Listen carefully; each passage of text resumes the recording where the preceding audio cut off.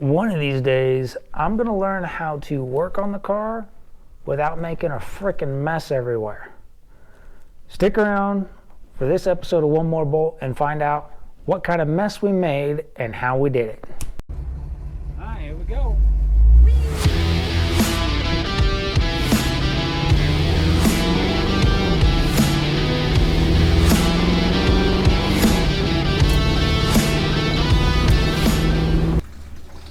Hey everybody, welcome back. We're picking up where we left off on getting rid of the serpentine belt. Wow, this is probably a terrible angle.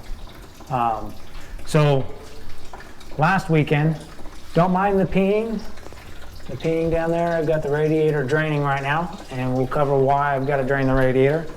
But last weekend, and I started filming, I started to pull out the serpentine belt system out of here because I don't like it. I think it's ugly.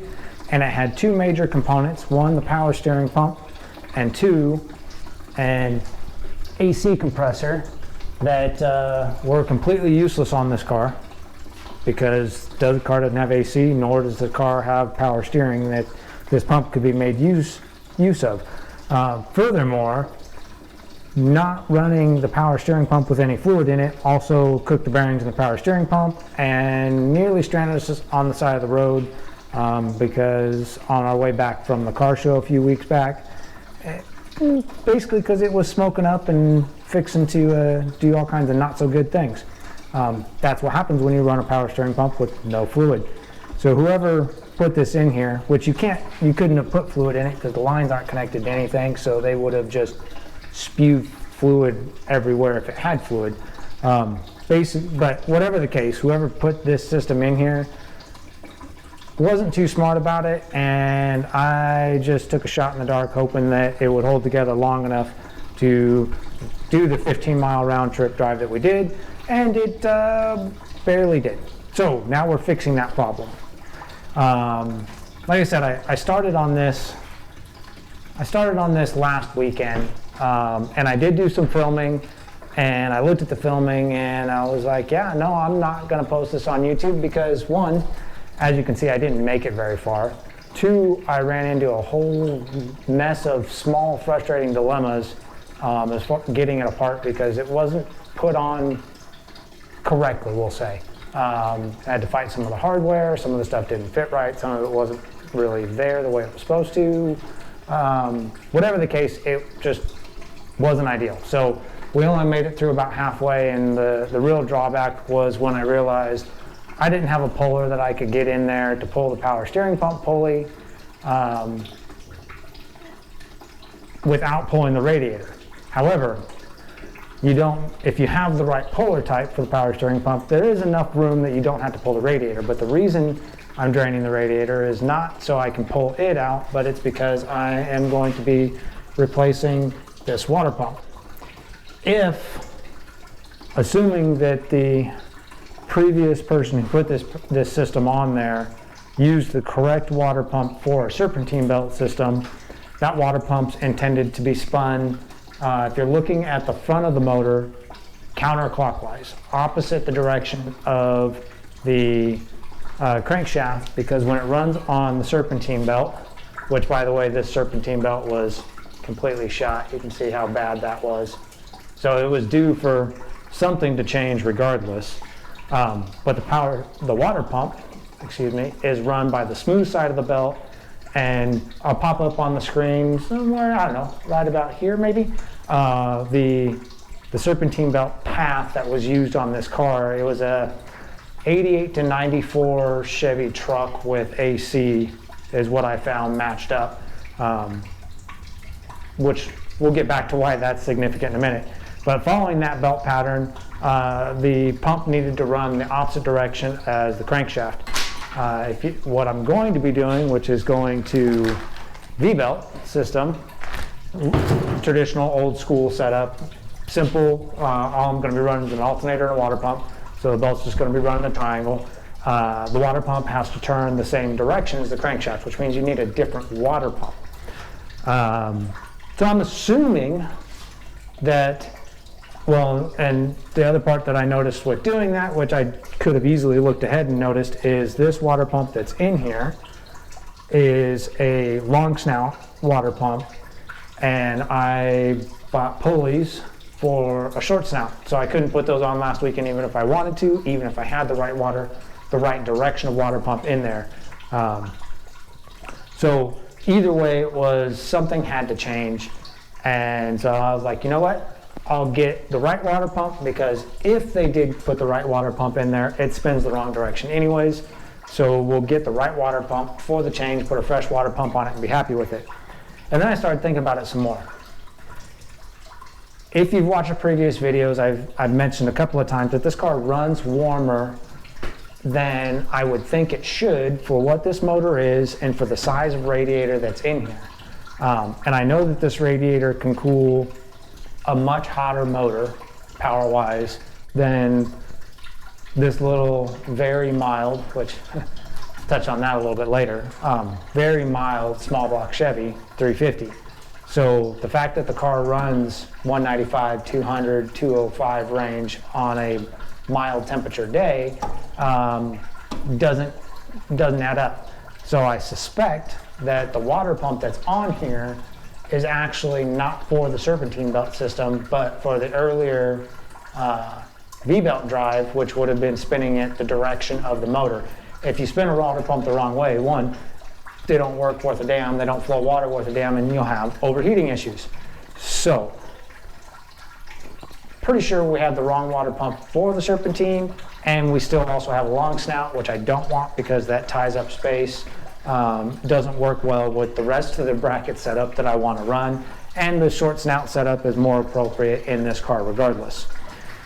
So we're going to a short snout water pump, V-belt pulleys, double groove V-belt pulleys, and yeah, and we're getting rid of all the Serpentine garbage because it's ugly. What I'm going to do now is I won't make you watch all the teardown. I'll get set up to pull that power steering pump pulley. I'll show you the tool I got for that. Well, hopefully it fits the way I think it should. I'll show you that, and then I'll get to work, get it stripped down, and then we'll start putting it back together. Okay, so the first thing I got to do before I can really make good progress, I mean, I could go to pulling the water pump, but I want to get this bracket out of my way for the power steering. To get the power steering pump off, you have to remove the power steering pump pulley to get this bracket off and get rid of the whole assembly. Like I said before, I didn't have a puller that would fit in here, and I didn't want to pull my radiator, which in hindsight I could have, because I already had to drain it, and that's what I didn't want to deal with. But we're going to do this without pulling the radiator anyways, because it's a pain in the neck. So I jumped on the good old Amazon, and oh, radiator's peeing some more. Thought I had that finished.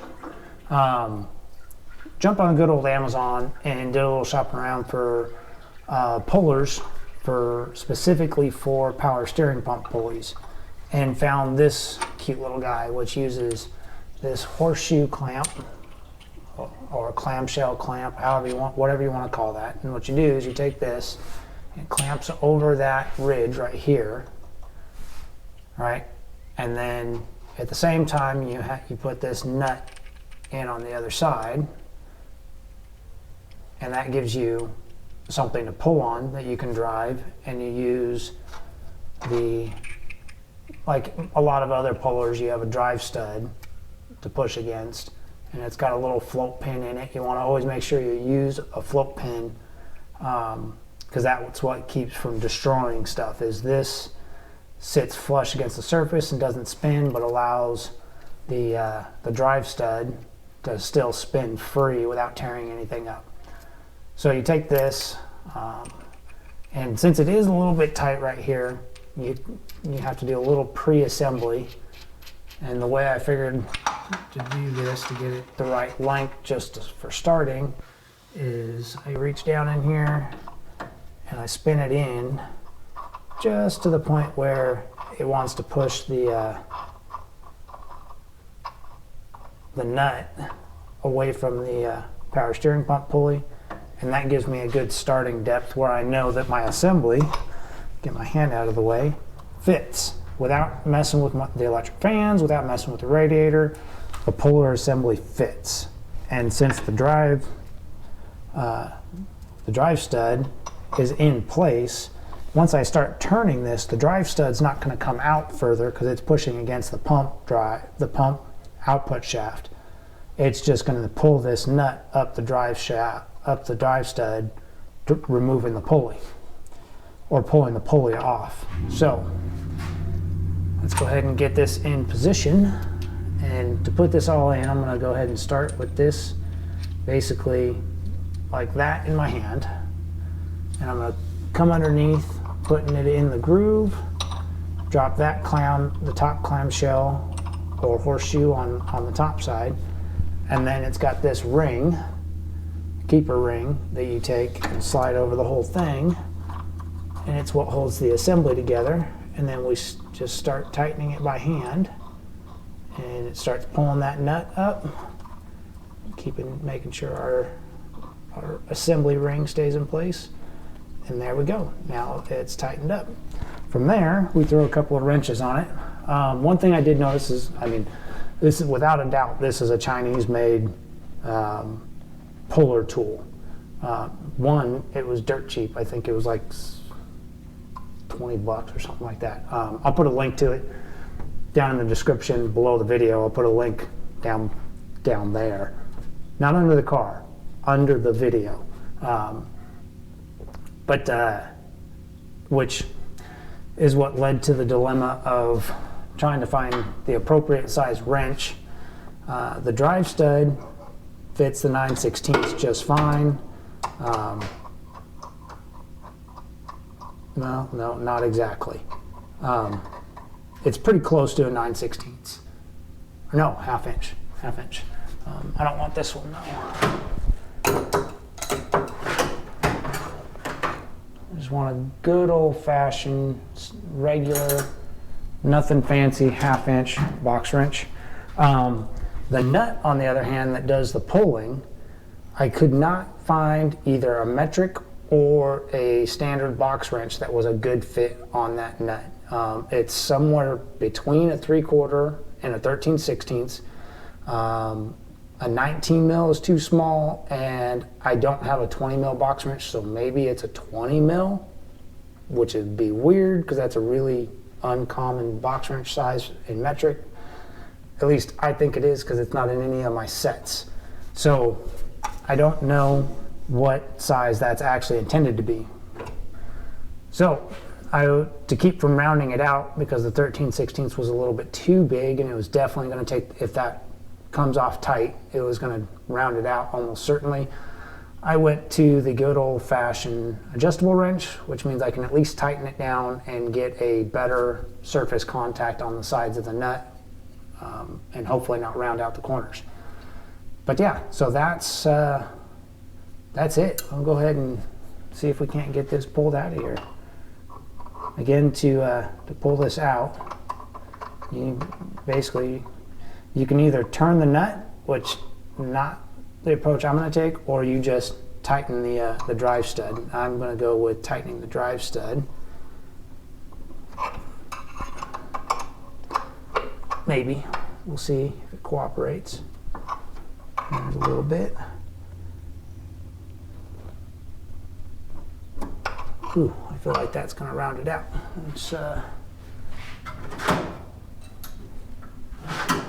Let's go back to the ratchet and see if I can get the 6 side on there. Not quite enough room to get the ratcheting in on. Just a little too tight there between the fan and the drive stud. Okay.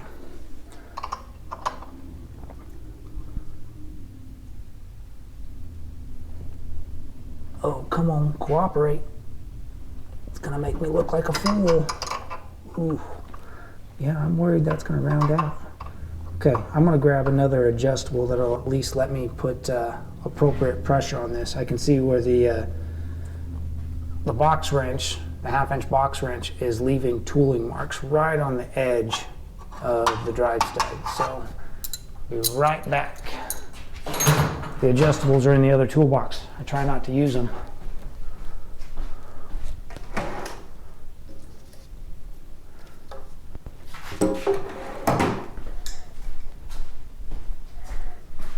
Instead of grabbing a smaller one, I grabbed a bigger one.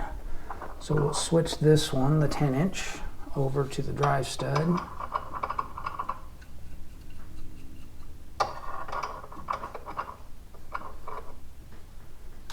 So again, I mean, I'm sure that there's a much higher quality version of this tool that box wrenches fit properly, but seeing as it's something that I'm probably going to use once in a very rare window of time, because none of my stuff that I work on has power steering pumps, and I try to avoid having to work on the newer cars because they're reliable.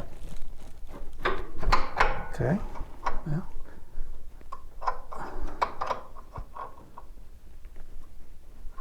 See if I do. Oh, there we go. So what I did there is I took and I spun it down a little bit, and my adjustable is long enough that I can put it underneath the snout of the water pump, allowing me to, hey, stop peeing. Thought the radiator was done.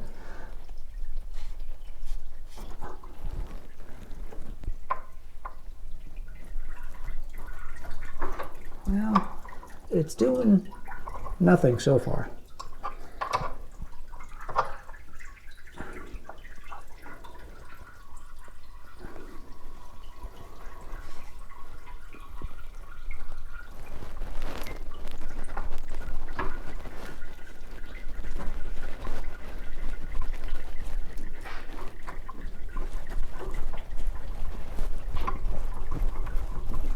Maybe I'm doing it wrong.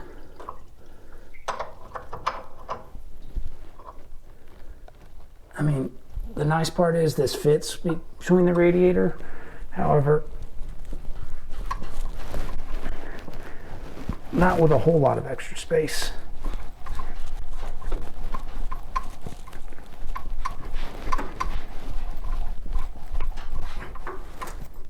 Well, it does not look like this is going anywhere. That's going to be really unfortunate if this doesn't work. Ooh, that made noise. Maybe it finally moved.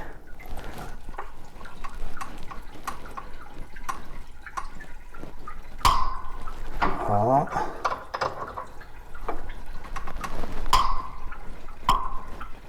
I think we're getting somewhere.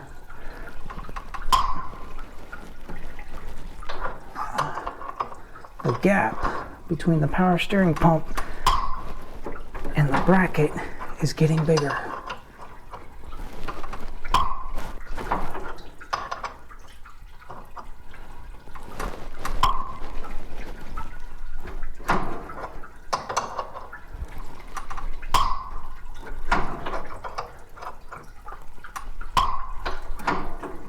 And the amount of force required to turn it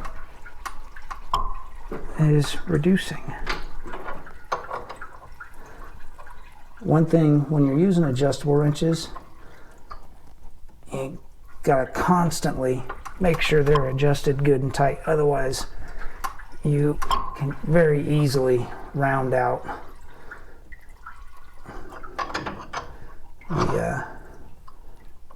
the head of the bolt or the nut or whatever it is they're on. The big 10-inch wrench, since I'm not actually moving it, not messing with that one because it's holding well. But this one the shorter wrench, which is the 10-inch, the 12-inch is the big one. The shorter one, since I keep taking it on and off, I keep having to readjust to make sure it's got a good bite.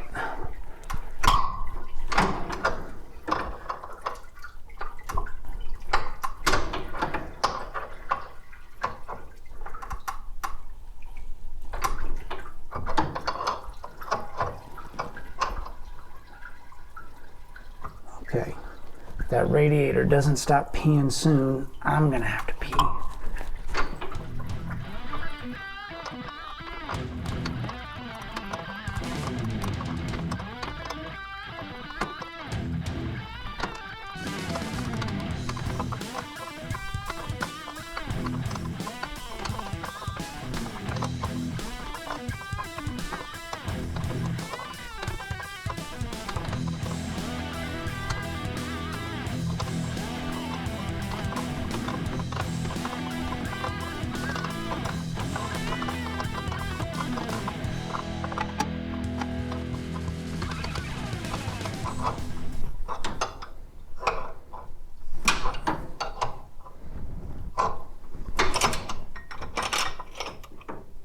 Hey, check it out.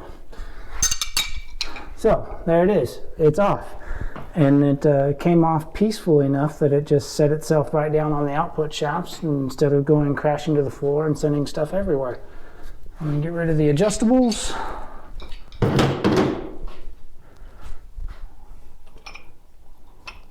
And there we go. Power steering pump, so we'll pull that sleeve back off. Those clamshells fell out. And there's our drive, our stud, and you can see that's how far past the, how far out the nut came as we were driving it through. Everything looks like it held up well, even though it was a cheapo tool. And our little drive pin or float pin. It's got a few little marring marks on it, which that's no big deal. But yeah, so let me set this over here for a second. So here's what I was talking about with the size. This wrench, this one's seen a fairly good life. It's an older, US made, decent quality, good steel wrench. Not a super strong one, as you can tell, it's pretty narrow shank on it, but I like this wrench because it fits half-inch stuff really well. Most half-inch hardware, such as these bolts that I just grabbed one up, fit very good in this wrench with no slop whatsoever, which is why I like this wrench. It's a good fitting wrench. I put it on here, you can see there's a lot of slop in there. If I would have tried using this to drive the drive stud with how much force I was having to put into it, there's a good chance I probably would have just rounded out the drive stud on here, which would have resulted in excess amounts of frustration and having to grind new flat spots on it and go to an adjustable wrench anyways. And same thing on this main, on the nut, the puller nut. You might be able to see that it's got some tooling marks there. That's from having the big adjustable on it. And it would have been the same situation if I tried using a box wrench on there that's got sloppy. So that's something to keep in mind if you're buying one of these tools, is plan to use adjustable wrenches that are a good tight fit. Because I did have to put a fair amount of force into it to get the pulley to start moving. But overall, I mean, for the price of the tool, and the fact that I really just needed it for a one-time use application, it got the job done. It can go back in the handy dandy little case that it came with and serve a purpose another day sometime in the future. So I'm gonna go through, I'll get this bracket pulled, get the power steering pump out of here, get the water pump pulled out, and then we'll catch back up and I'll show you where we're at with that, show you the difference between the two water pumps, the long snout and the short snout, and we'll start putting it back together. So something to keep in mind that I just ran into and totally forgot about is I'm over here and I'm pulling the bolts for the water pump and I'm thinking to myself, oh yeah, I need to mention that on some of the water pump bolts you have to put a sealant because they go under the water jackets. Well, this bolt right here is one of those bolts that goes into the water jacket instead of sits down, instead of bottoms out. Draining the coolant from the radiator, which drained the coolant in the water pump itself, stops draining at the bottom of this port, and this bolt was below the bottom of that port. So it's going to continue to drain more coolant from the block. So if you want to be proactive about minimizing the amount of mess you have under a vehicle when you do the water pump, after you drain your radiator, move your catch bucket to where it's below this bolt when you pull it, and then you'll catch the coolant that comes out of there. As you can tell by the mess that I made down there, I didn't quite remember to move my bucket before I pulled that bolt. Anyway, I'm going to finish getting this pulled out. As you can see, the power steering pump and the god-awful ugly bracket's gone from this side. Pump's almost out, and then we're close to actually starting to put it back together. Stick around.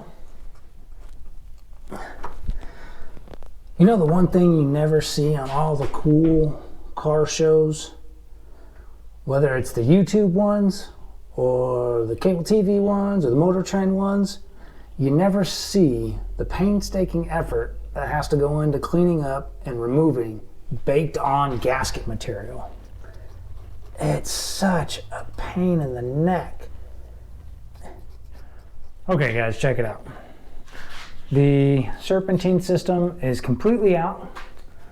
The water pump is out, the brackets are all out, and we're cleaned way up here. There's so much less garbage on the front of this motor now. I already feel better about it, and it doesn't even go anywhere yet. I did see something really peculiar that now has me having to do more investigative work about what we actually have here. If you notice, let me rotate the camera a little bit. I gotta adjust so I can get the camera down in here. Yep, sorry, adjusting it on the holder. So you can see here on the head that there's black paint, but under the black paint we have orange. But on the block we have black on the outside, and then we've got a coat of orange, and under the orange, if I scratch that away, is blue. So the original color of the block, and you can see right here on this pad, I took a wire brush to it because I wanted to get the numbers off of here.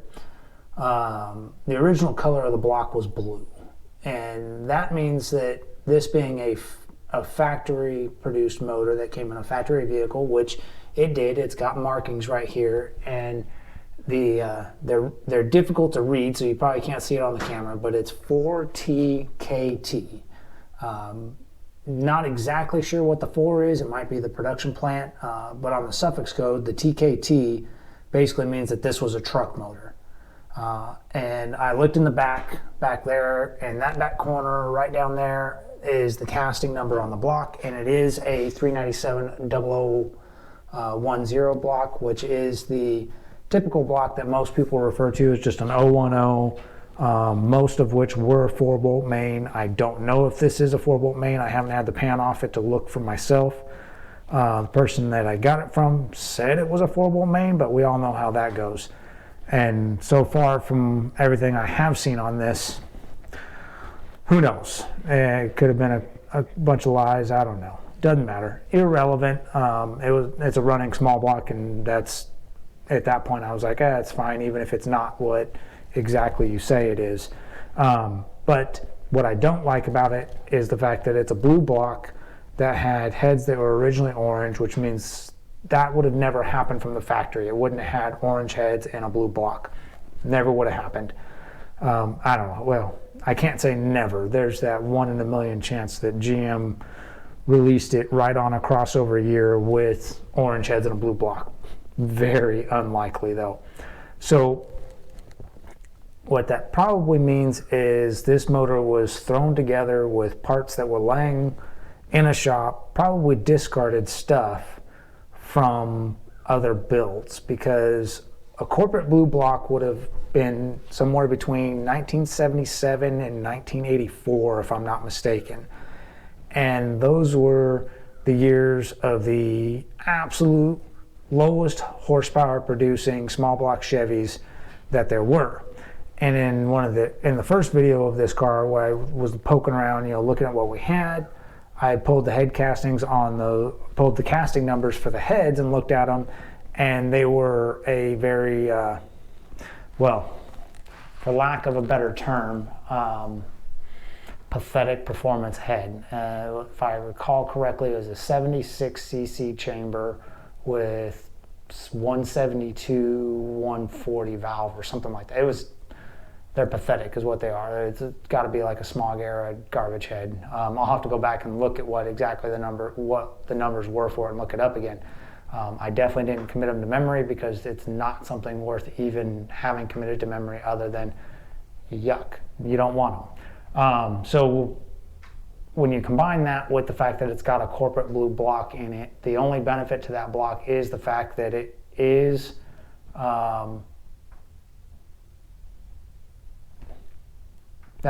there's no benefit. It's a 350. It's not a 305. So there's not even a guarantee that that's true at this point. Oh, it would have to be. The 010 blocks were all 4-inch bore. So it should be a 350 or some variant of a 350 if it's got any sort of bore on it, which when we shoved the bore scope down in there in the piston, at the top of the piston, I didn't see any markings that indicated that it had an oversized piston in it. So probably is a 350, but it is a very doggish motor. If we're lucky, it's maybe a 170 horsepower motor, the way it sits right now. Even with having a dual plane on it and a 4-barrel, yeah, we're probably lucky to have 170 horsepower at the crank. At the crank, not even at the tire, at the crank. Yeah, I mean, they're pitiful power, which when I drove the car the last time, it definitely didn't scream performance to me at all. You squeeze the pedal and not a whole lot of happiness really happened. It made more noise. More noise is good, but so yeah, there's some interesting stuff to look at there. I did play around a little bit with looking at some of the numbers on a set of heads that I've got over on my shelf, which are an older late 60s head. It's an accessory hole camel hump, small hump with accessory holes. They were into the 60s. They've got a 64cc chamber on them. They've been completely rebuilt, new valve guides, new valves. It's a 194, 160 valve combo on it there. It's a good flowing head. It's 286 casting number, I think is what those ones are. I'll have to double check. But I think it's the 286 for the last three. They're a good head. They're fresh. I've been holding on to them for years, waiting for something to come along that made sense to put them on. This might be that. Pulled up a basic compression ratio calculator online over at Summit and threw the numbers in, and using an average heads gasket, dropping from a 76cc chamber down to a 64cc chamber, it brings what is probably an 8.5 to 1, if we're lucky, compression ratio, up to closer to like a 9.5 to 1 range, depending on head gasket thickness. And that's accounting for having a 13cc dish in the piston, because these pistons, they look like they had a little bit of a dish to them with some valve reliefs. So I jumped around online, shopped pistons a little bit to see what I could find that looked similar. And they all seem to be right around 13cc for pistons that looked like what's in this through the borescope camera. So using that and those heads, if I can get it up to a 9.5 to 1 compression, a better flowing head, and stay with the dual plane and the 4-barrel on there, we should be able to wake this motor up a good bit and get it, well into the mid 200, high 200 range horsepower type of output at the crank.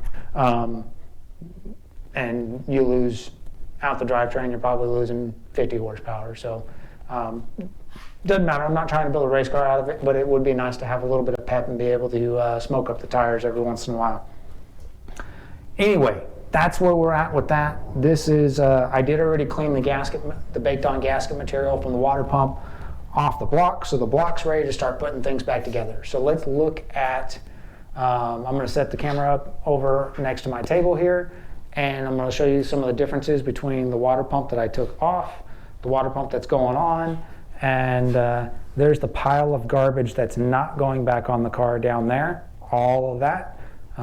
If I had a scale out here, I'd weigh it up, but I'd guess that there's probably at least 50 pounds worth of junk there, if not more, that's not going back on this motor, to include the tensioner, the power steering pump, and the AC compressor, which should free up our accessory drive a lot, and that shouldn't zap nearly as much power, because I guarantee spinning all that extra junk was having an impact on overall performance of the motor, impacting how snappy it was and that sort of thing. So we should, just getting rid of that, we should get just a pinch more pep. It might not be enough to make a real difference, or a difference that you feel, seat of your pants, but I know it's there.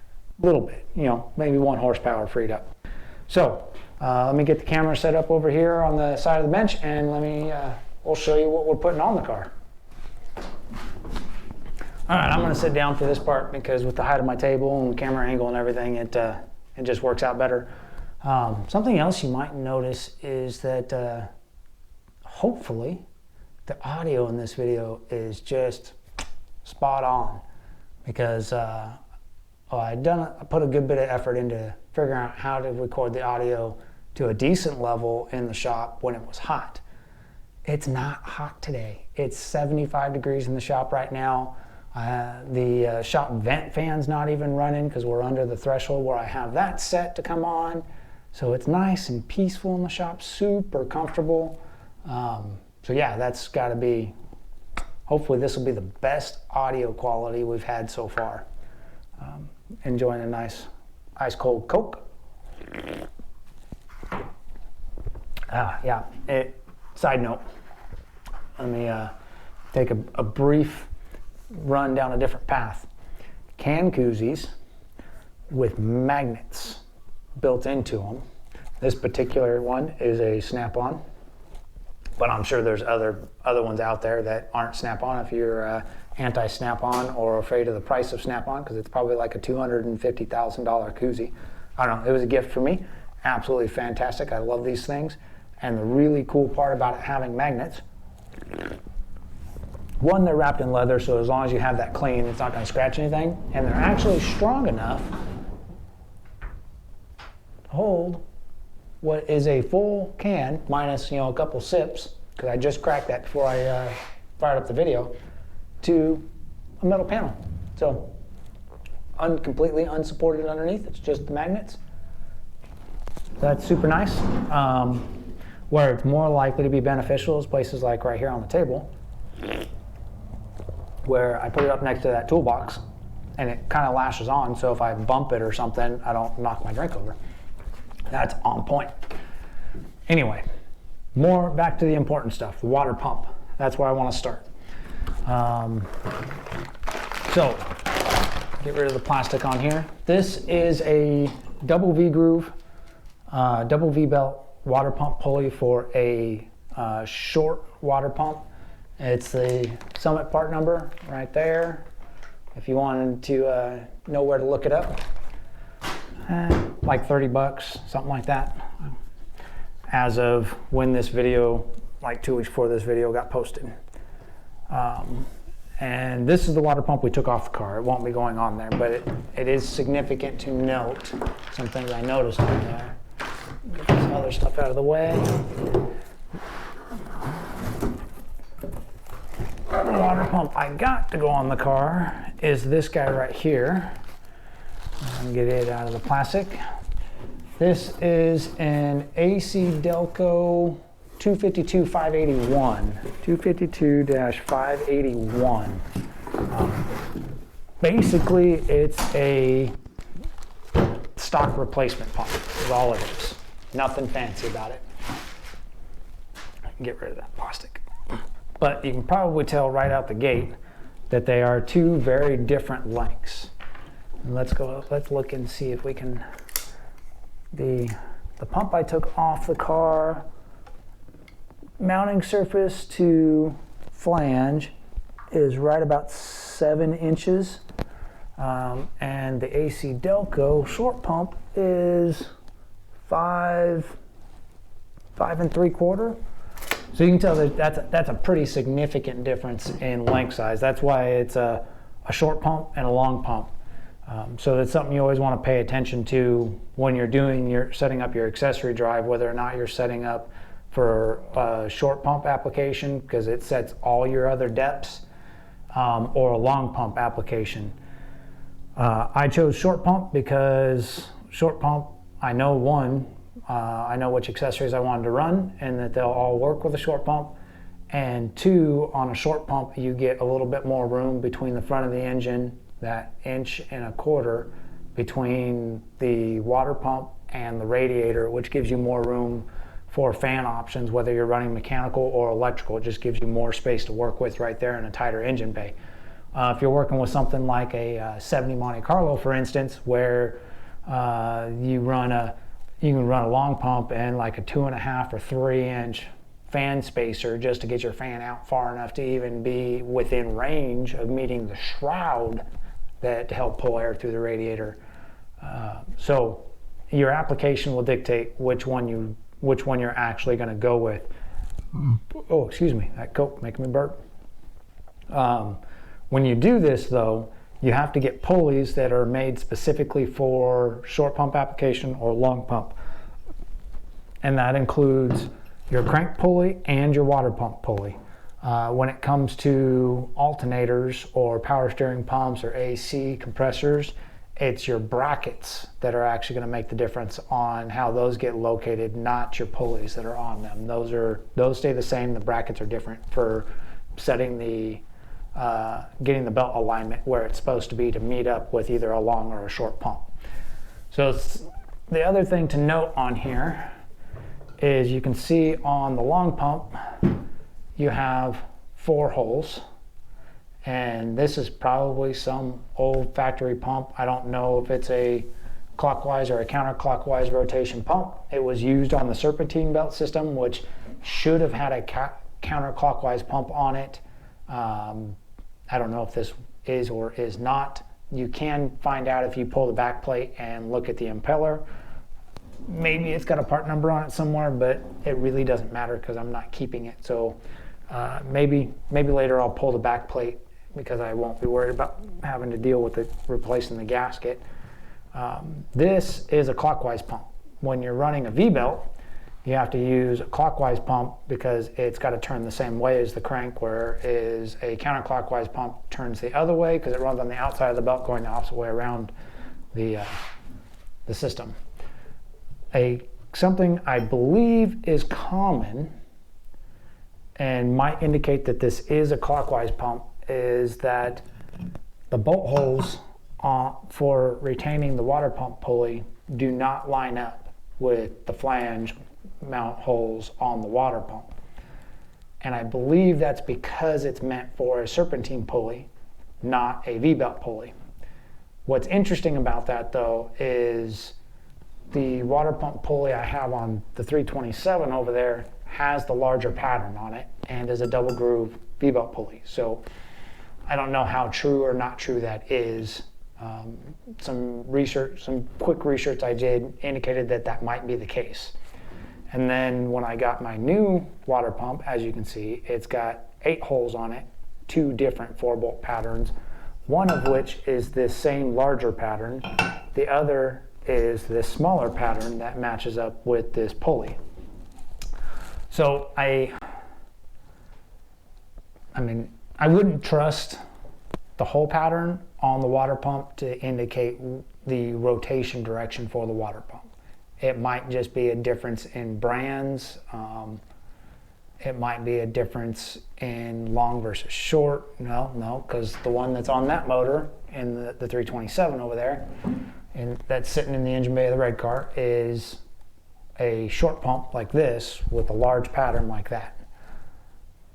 I don't know. Whatever the case, it's important to know, get the right pump that for your application and make sure it's the right rotation for your application, because that will make a difference in the effectiveness of your cooling. And you don't want to have to pull the back plate and replace gaskets just to check your rotation if you can avoid it. Other things to look at between these 2 pumps that you'll have to keep in mind if you go to do a change like I'm doing right here, and hopefully this doesn't bite me in the butt because I'll have to go dig in my hardware because I didn't buy new hardware. The thickness here at the flange where the bolt has to go through is significantly different. How much different? On the old pump it's 1 5/8 thick. On the new pump it's 1 1/8 thick. So it's a 1/2 inch less on this side. And on the old pump, all 4 bolts were the same length on the long snout pump that was on there. And you can see here that on the new pump, this side was 1 1/8 inch, this side is 7/8. So it's another 1/4 inch shorter on that side, which means I need 2 different length bolts to have the same thread engagement in the block. And if I flip around to the other side of this pump, on the old pump, all 4 bolts and all 4 thicknesses are the same. On this pump, you can see that we had 2 thicknesses here. This corner right here matches the other corner over here, caddy corner, 1 1/8 inch. And then we have the long one right here, which is,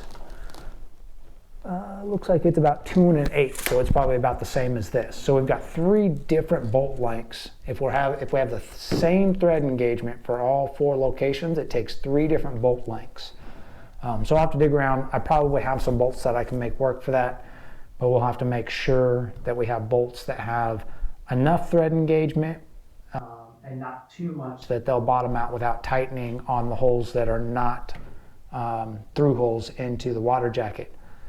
I didn't double check to see if these ones are all punched out or not. I have encountered blocks where they are all into water jacket, and I've also encountered blocks where they're not all into water jacket. It just kind of depends on the casting. But if you can avoid it, you want to avoid punching holes into the water jacket, because then it's just another location you have to deal with sealing to make sure you don't have a leak. So that's the water pump. We're going to be putting that on. Let's see.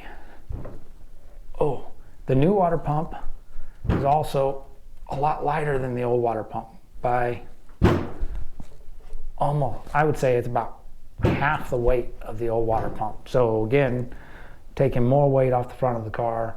And I know it's not a race car, it doesn't really matter, but if you are building a race car, your water pump even can make a big difference. And I'd say it's about a 3, 4, 5 pound, yeah, but maybe as much as 5 pound difference between these 2 pumps. So some guys will chase weight all over the place in their car, and this isn't even an aluminum pump. You can go to aluminum case pumps and they'll weigh less. So it's just one more spot where you can gain some performance, reduce some weight. Definitely always something worth looking into is having the right water pump. Spider. Oh, gotcha. Got him. So, good stuff. All right, moving on from the water pump. Get rid of the old one. Get the new one out of the way. The water pump pulley. And the bolts that attach the pulley on the old pump should work the same on the new pump. Okay, next, the only other accessory going back onto the car is going to be the alternator. And I'm going to use the alternator that I took off the car back onto the system that's already there. But as you can see, we have a serpentine belt pulley on here right now. And we need to switch that out for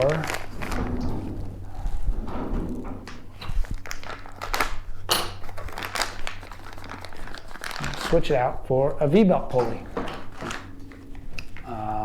Again, this came from Summit, the Summit branded part. That part number right there. I think it was like 25 bucks, something like that, for double V-belt. One thing I will note about this that I saw and thought was kind of interesting, don't anticipate any issues from it, but if you look at that, the spacing on the V-belts looks like they're centered the same, but the belt's not going to ride as deep in the pulley on the alternator. So I don't think there's any issue with that. At a first glance, it looks much wider here in the center, like the belts are spaced more, but I think it's just not machined as deep, or maybe it's not machined as wide. Center line looks to be pretty good though, so we're not going to worry about it. We're just going to run it. The other difference between the alternator pulley and the water pump pulley is the alternator is machined from a chunk of aluminum, whereas the water pump pulley is a stamped steel, probably stamped. Stamped, formed, compressed, whatever machining process was used, machine process for forming it into these various bends, but it wasn't milled from a solid block to this shape. It was a flat piece of metal that was turned into this shape. Whereas this was a solid bar stock that was machine milled or lathe turned into this shape. Lathe would be, if I had to make one, I'd be doing it on a lathe.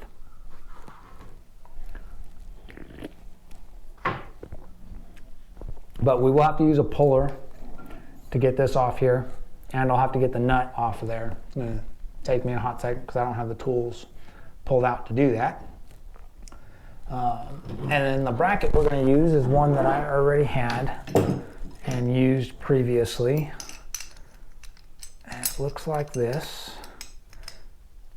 If I can get everything in place, there we go. And this is going to go on the lower driver's side corner of the block. So the crank's right here, and there's a couple of holes on the low driver's side of the block. There's the same holes mirrored over on the passenger side of the block. Those holes date back to the Tri-5 era 265 small block that had the perch mounts. The motor mounts were the little perches off the front of the engine block. They were the holes that originally were used for that. As the 350 evolved over the years, those holes have been reused for various things. And I'm going to use this bracket. It's going to mount up right here. These two bolts will go into those two holes in the block. And we'll find out right now if this alternator is going to fit in this bracket. Because that was the only thing I didn't check, because I already had the bracket and I was like, we're just going to wing it and see what happens. So right now, we're going to see what happens. I'm going to move this nut over to here and snug it up to hold this kind of together. There we go. Okay. Which allows this bolt to come out. And this will go right there. We might have to shim it just a little bit.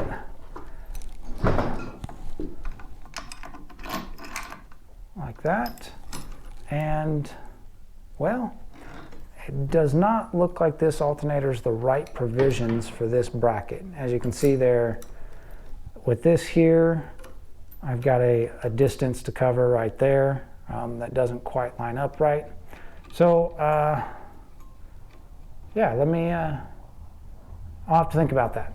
So while I'm getting rid of this pulley and getting ready to install the new one, I will see if I can come up with a solution for that as well. How's the alignment? I might be able to just make a bridge piece that goes from here up to here and just make sure everything's good and tight, I guess. We'll see what we can do. All right, I'll be back with you. Oh, look, this has got part numbers on it. Let me find out what alternator this is. 105 amp, nice. Okay, we're definitely gonna, since it was working before, we're gonna keep that because that's a high enough amperage output to easily sustain running the fans and minimal electronics that this car has. Most of the alternators that you would find in these early cars were maybe 60 amp, 40 amp even, as low as that, because in stock trim, they have mechanical fans and the highest power draw in the car was the headlights. Everything else was pretty minimal. So 105 amp with dual electric fans is spot on. So we will make this work.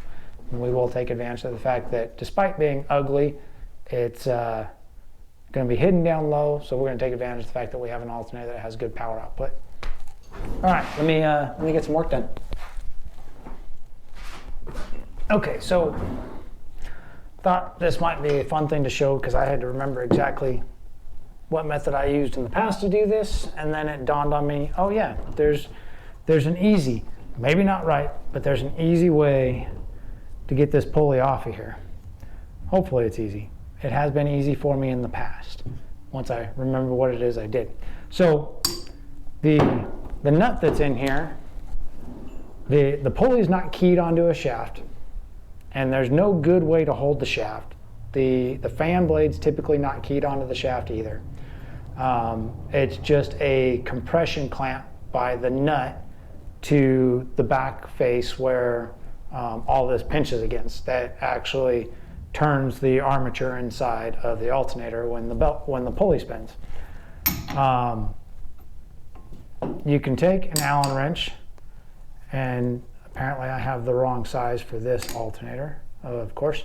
And you can put that in there, and then you can use a special socket that's got a drive on the outside of it, and hold the two and crack it loose, because that center section where the Allen wrench goes is the output shaft. So you're basically holding onto the output shaft and backing the nut off of it.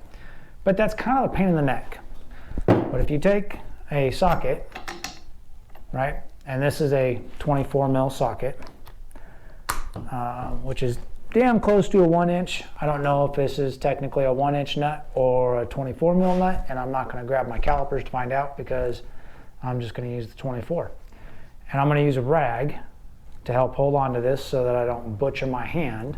And then I'm going to take my impact, make sure it's in reverse, and drop that on there. And we'll just pop it loose. Just like that. No having to use multiple tools, no nothing. It just pops right loose. There's the pulley, a spacer, and a fan. And as you can see, there is no keyway, no nothing like that. So you can't just, if you don't hold on to it when you're popping it loose, then it'll just spin the whole thing and you won't get anywhere. But with throw a rag or a glove on your hand so that these edges don't gouge you, and it'll pop right off. Putting it on, you can do the exact opposite. However, for that, I will probably need to get the Allen wrench. But what I'm actually going to do is I'm going to show you on a different alternator, because I looked at, and you saw just a minute ago, I had the bracket hanging on here and the alignment was weird. And I think I'm going to need to get a different bracket to use this particular alternator, because the bracket's intended for an alternator that's got 180 degree mounting points, and this has 120 degree mounting points, not 180 degree mounting points. So I looked at what I had on the shelf, other parts I had laying around, and I had another alternator that I've used in the past that had a modified piece on it. It was actually used with this bracket, so the bracket's not exactly right for this alternator either, but I had come up with a fix for it back then. So I think this is probably just a crappy bracket, to be honest. Despite the fact that I was able to make it work, I think it's a crappy bracket. That's probably why I had a fix already on this alternator that it was mounted to. But you can see it's got 180 degree mounting points, which is what was supposed to work with this bracket. So a better version of this bracket probably works great. So again, when you're putting the pulley on, you're going to have to take your socket, because when it's loose, granted I already nailed this one tight, but when it's loose, if you just try and hold this, the armature can still spin free because there's nothing that keys it in place with the pulley. So you can put your socket on, and this Allen wrench actually fits this alternator. That's how come I had this one out. Put your socket on, use that to hold the nut, and then you can hand snug it up real good. Once it's good and snug and you feel it snug up, then just take your impact, pop it on there. Same kind of thing when you popped it loose. Hold it here, give it a good ugga-dugga, you're all done. No special tools required. And it works. I've never had one come off doing it that way. This alternator had been run with one put on that way for a long time, never had an issue. So take it for what it's worth. It may not be the right way, but it's the way that works for me with tools I have in my shop without having to buy anything special or extra. And it's generic tools, not a specialty tool. So With that, I'm going to go ahead and start getting things installed. The only other piece that we have to deal with putting back on the car is the crank pulley, which is just a crank pulley, also a double V-belt in black, steel, rolled steel, stamped steel, spun steel, whatever the process is for making them, but just a steel double groove. There's that Summit part number. Again, all three of these pulleys together was like 75 bucks. It's hard to beat. 75 bucks, 80 bucks, something like that. It's hard to beat for just doing a simple deal where you're not doing a show car or a race car, and V-belts are going to get the job done nice and clean and lightweight. So yeah, I'm going to go ahead and see about getting this mounted on the car. I would say that I'm going to paint this bracket black, but let's be real, I'm not about to do that right now. I'm just going to bolt it up and go. So yeah, we're going to get to work on that, and we'll see where I pick up with you in a minute.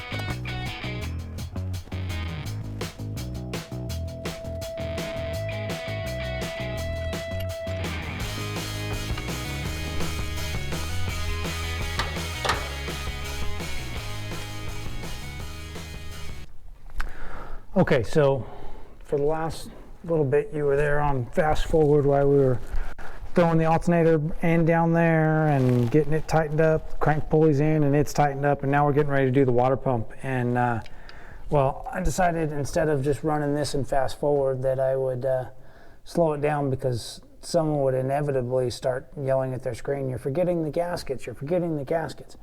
I'm not forgetting the gaskets. The first thing I'm going to do is I went through with my poker that I already put away.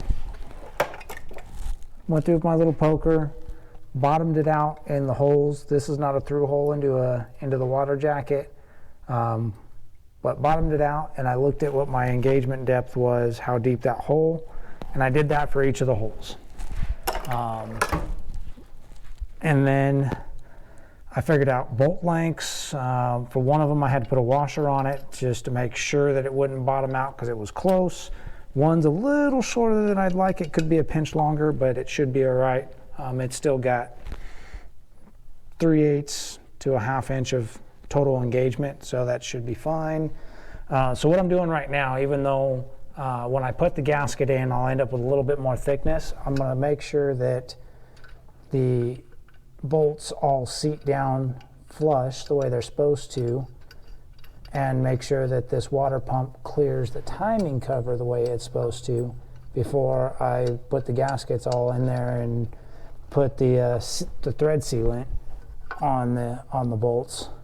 Because what I don't want to do is make a mess and have it not fit up correctly. So let's go ahead and snug this all up. It looks like it might be kissing the timing cover, but as long as it tightens up right, it's okay if it's touching the timing cover, and as long as it doesn't cave it in.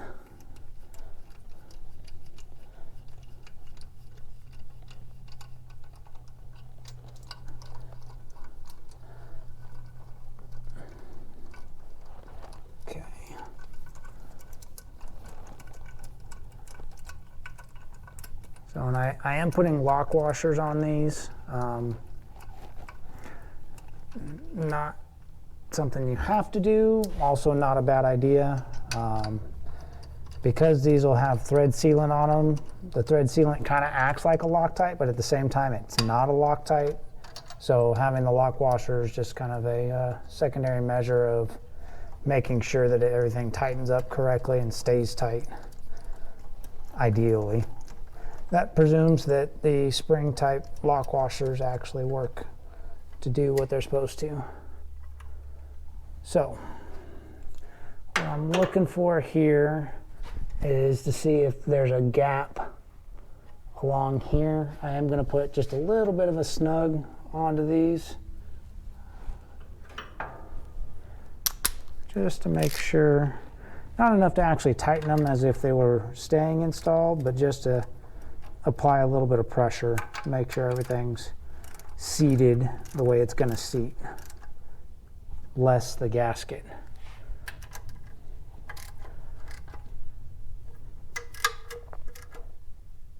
Okay. So what I'm looking for is for this to be nice and flush against the block and all the areas that I can see it. I have to use my little flashlight. Look at the top. We look good on that side. The insides look good. Looks good down towards the bottom. And it is touching the timing cover, but it doesn't look like it's compressing it at all, and it doesn't look like it's the timing cover is compressing the backing plate on the water pump. It still spins free like it should. So I think we are all systems go. I'm going to go ahead and pull all the bolts out, throw the gaskets in with some sealant on there, and we'll go from there. We'll be able to make some real progress.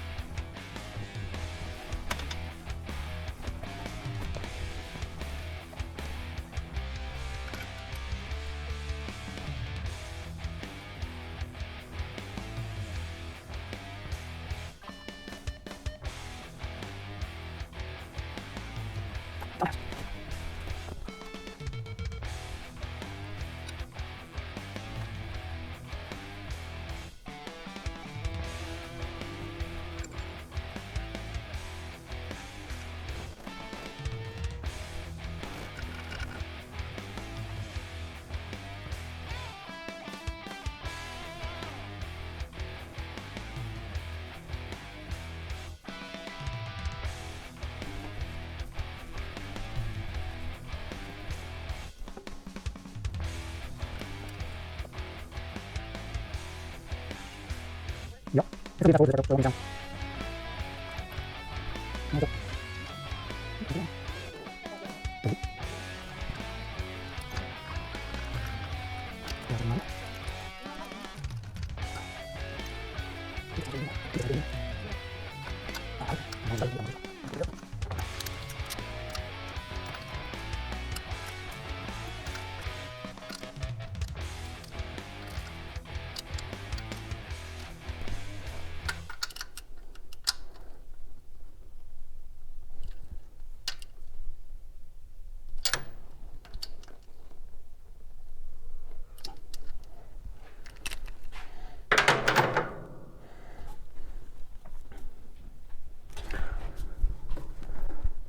Okay, well, there it is. The water pump is in.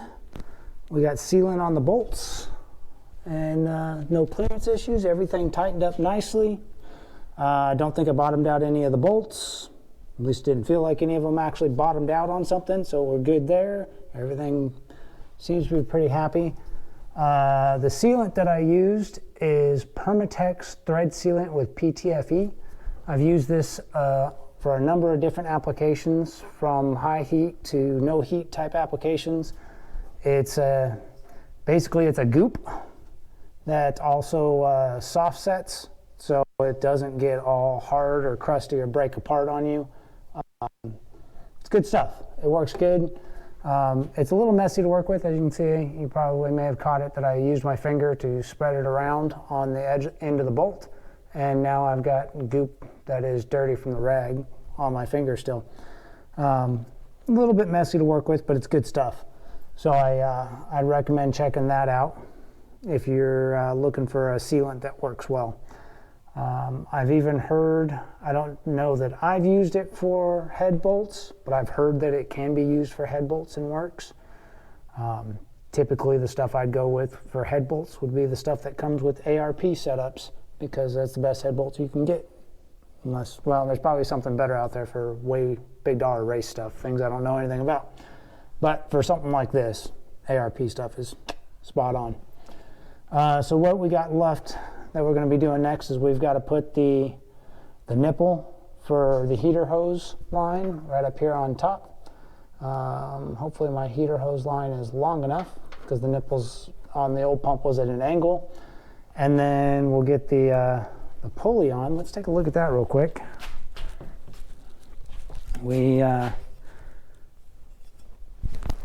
If all goes well, which I should have checked this beforehand, everything should be lined up. Yep, we're lined up with the crank, and at an eyeball, we're lined up with the alternator.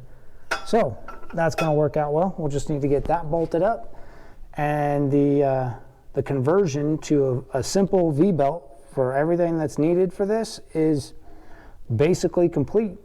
Lower radiator line, heater hose, a couple of bolts right here, and some belts, and we're done. One thing I do want to point out, and here in a second I'll grab the camera and I'll give you a better point of view at it. I figured out what my problem was with the alternator bracket, why I had the weird little piece added from the past that I had totally forgotten about. But I don't know if I'm using the bracket incorrectly, or if I set it up wrong, or if it wasn't the bracket that I thought it was. But for whatever the reason is, the bracket, if I try and actually go with the mounting point on the alternator directly to the bracket, it doesn't reach, because the body of the alternator hits the block. So I'll show you that here in a second. My fix, I know the fix works, because that was on a car that I drove previously. Actually, it was in the red car with the on the 327. So I know it works fine. I just had forgotten that it doesn't exactly fit right. So we'll probably be looking at getting another bracket so that we can actually put the other alternator that came off this motor back on it. This one does produce enough amperage to run the fans. I think it's an 80 amp. So it's still sufficient to run some fans and ignition and headlights, because this car doesn't even have a working radio. But yeah, so give me a second to clean my hands off so I can handle the camera without making it nasty, and I will give you another look at the alternator setup, and we'll get this buttoned up. Okay, so here's where we're at. I don't know where I stopped filming, because dinner showed up while I was wrapping some stuff up, and I don't remember what I did or didn't show you, but we're pretty much wrapped up with the mechanical part of the Serpentine delete. And I'll show you what that looks like now. Oh, so much better. Hard to believe that just glancing at that before that was just god awful with that Serpentine setup, with all of that junk down there, up just cluttering everything here. So take a closer look. Hold on, I got to adjust the camera a little bit so I can get in closer. There we go. All right, so what we got, other than a god-awful mess that I ended up making down here because I had to change out the lower radiator hose, and the bottom of the radiator hose still had a bunch of coolant in it, and that ended up going everywhere. So I did a really good job up until then on not making a mess. But, you know, like every good project, we always got to have a mess. So we've got our new water pump in, short snout water pump. We've got our 2-belt crank pulley. We've got our 2-belt alternator pulley. Alternator's in on that bracket, slightly modified. Like I said before, I'm probably going to see if I can find a different bracket that'll still put it down here that won't need some janky fix done to it. But for now, that'll work. I know that setup works, and who knows, maybe I'll just end up forgetting that I was going to change it and live with it. But this gives, you know, a whole lot of space up here for activities and lots of clearance for the fan, which is going to help with also getting more efficient airflow through the cooling system. We know for a fact now that we have a water pump that is intended to rotate the direction the belts are going to rotate it. So that should be better for the cooling system, because I don't know if that other water pump was actually rotating the correct direction. So overall, I mean, it's just a much simpler setup that's going to be easier to take care of, easier to troubleshoot. And one of the things I really like about this over the Serpentine is look how easy it is to see the timing indicator now. Before, you had to be at just the right angle, looking through the brackets to try and see that, and it was a pain in the neck. So that's going to be, getting the timing dialed in is going to be much easier now. Pretty sure it's pretty close to where it needs to be, but it's just a lot easier to work with where it's at now. So what we're going to do next, and that won't be in this video because, well, we've already done enough on this video, but the next major hurdle is, as you can see, the alternator. This alternator I have in here, other than adding a ground wire, is basically just 3 wires that run on this alternator. It's a much simpler setup than the one that was in here. And we have all of this garbage and all of this garbage, and wraps around, and this vampire connection here, and this stuff that runs all over the place. The wiring, which I've talked about before on this car, is just atrocious. They made it work. I'm not exactly sure how, but they made it work. We're going to be fixing that. Other things that I noticed while doing this job, like I mentioned, I had to swap the lower radiator hose, and I ended up pulling the one off the shelf that was for my red car that has the 327 in it, because it's not being used right now, and I knew it was the right hose. And the reason that had to change, which I was trying to figure out, because the hose that was on here looked like the correct shape hose for a small block in a Chevy 2. Oh man, hold on, let me adjust. And it is, it's pretty close. And I was like, well, I mean, and then I started looking at the lengths on it, and it's been cut. So they got the right hose for putting a small block in a Chevy 2, which for any of the motor swaps that are out there, or the factory application small block Chevys and Chevy 2s, they all had short snout water pumps. Since they put a long snout on there, they cut the hose down by, you can see right here on this face right here is the side, and they cut it. They shortened the hose to account for the water pump sticking out an 1.25 inches or whatever it was further than a short snout, which made it so this hose wouldn't reach. That's why I ended up pulling the hose and having to switch it. I'll have to get another one down the road whenever that car ends up needing to be run again, which is fine, because I'm going to have to probably redo everything for the cooling system on that anyways, so it's all fresh and good when that one comes back together. So I didn't mind grabbing the hose I had on the shelf for it, because it got the job done and I had the parts here. What else? The way they routed the fuel line, let me see if I can get the camera down there enough to see it. The way that they put a hard line off the pump, which is perfectly fine. I don't know how well you can see it. It's right. Let me give me a pointer that's shiny. Here we go. This should work. So right down there at the end of the ratchet handle, that's where the pump output is, and they had it coming out and in front or right behind where the lower radiator hose went into the pump and coming straight up right there. And that was a problem once I went to the short snout pump, because it moved the intake for the pump back that same distance, which left the fuel line, the hard line, coming straight up through where the new hose is at.